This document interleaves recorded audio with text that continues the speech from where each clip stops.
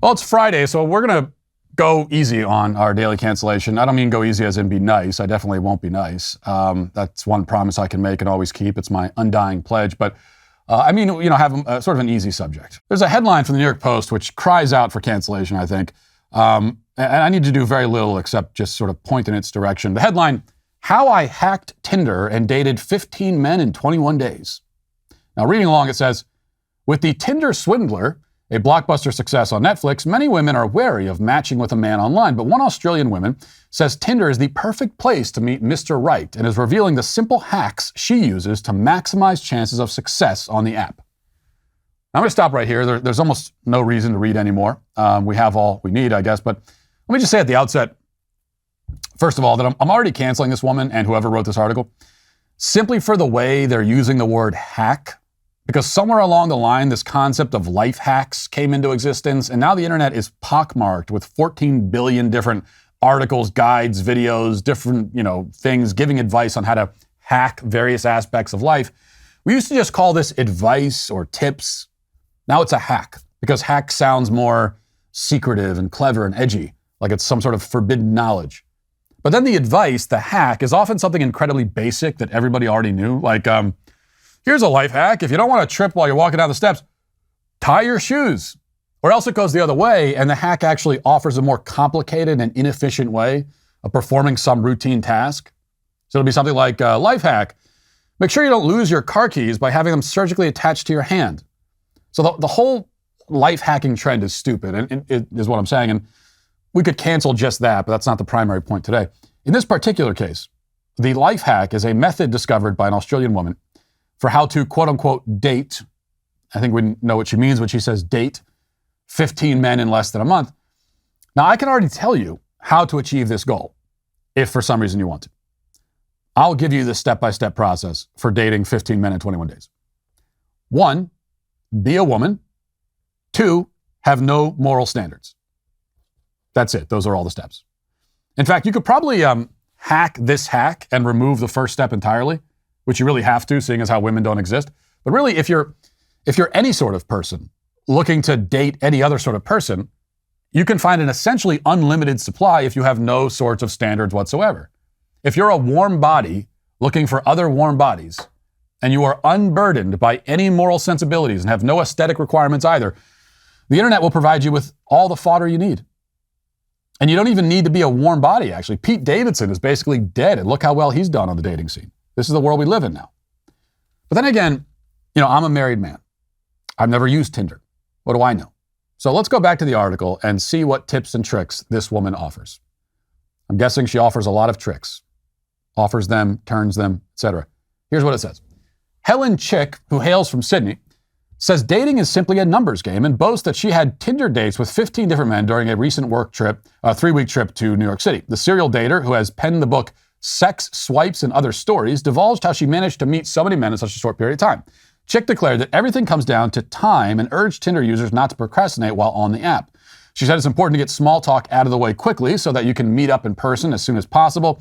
Quote, change your location prior to arriving in the city, so you're basically matching people in a city you're not actually physically in, but you can do all the tedious small talk, banter, vibe checks, etc. before you arrive, she advised. For those who are hoping to date locally, Chick further divulged her hack for cutting down on small talk. The savvy swiper said she divides conversations into 2 categories, need to know and nice to know. The latter consists of lighthearted, trivial topics, while the former is focused on determining a person's morals, goals, and values. Chick claims conversation should be focused on the need to know category so as to quickly figure out whether 2 people are compatible prior to putting energy into a date. By the way, she wants to know about your morals and values specifically to ensure that you, like her, don't have any. And that's really her life hack. She dedicated a whole book to it. Her advice, don't bother talking or getting to know someone.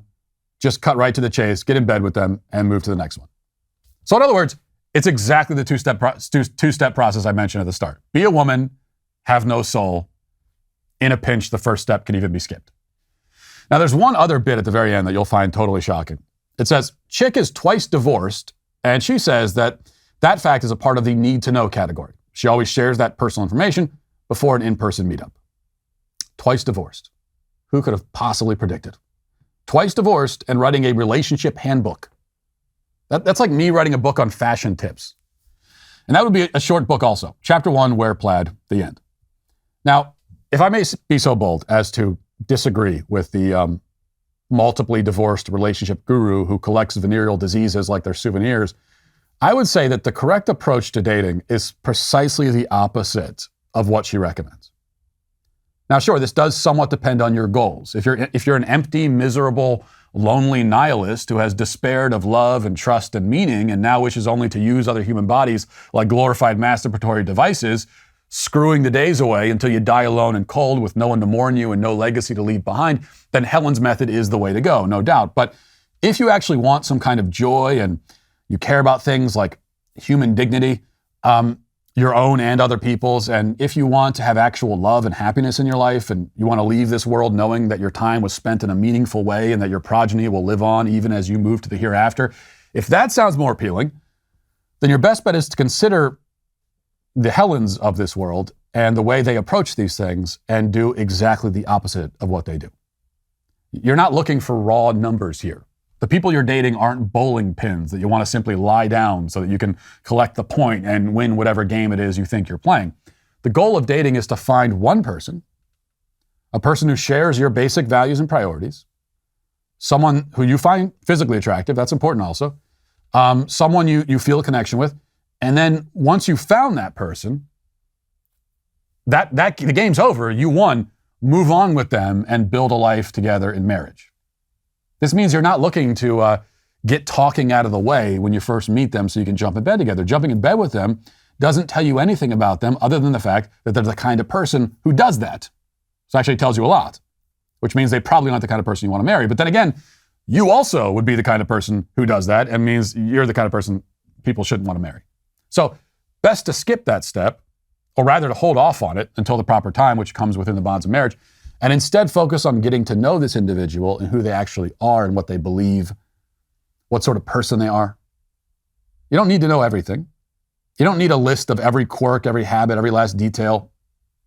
You don't need to know things like, do they have any annoying habits? They do, I can tell you that for sure. You just need to know about their moral character. Can you relate to them? Can you trust them? If everything lines up, you can both of you can free yourself from the clutches of the modern dating scene, which is infested with people like Helen, and move to the altar, which is supposed to be the end point of the dating process. And you can live then, maybe not happily ever after. There will still be ups and downs, bumps and potholes, but certainly you'll be living much happier than Helen. Well, I hope you enjoyed that clip from the Matt Walsh Show. If you did, go ahead and hit that subscribe button right down there so you can stay up to date on all of our future content.